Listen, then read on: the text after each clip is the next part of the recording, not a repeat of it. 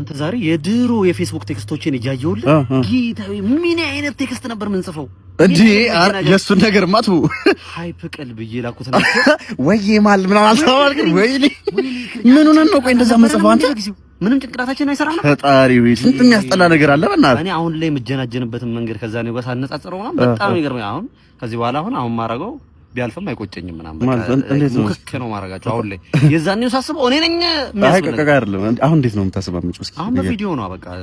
በቪዲዮ ማለት ቴክስት ማለት በቪዲዮ ነው ምን አንተ ቴክስት ነው እንደ ዘንድሮ የምትጽፈው በቪዲዮ የምታወራው አዴ ምን ሆነሻ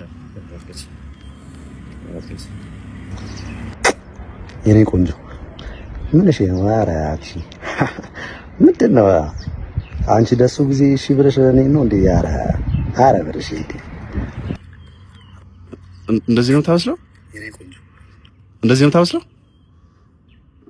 አንተ የፌስቡክ በስንት ጣሙ በእናትህ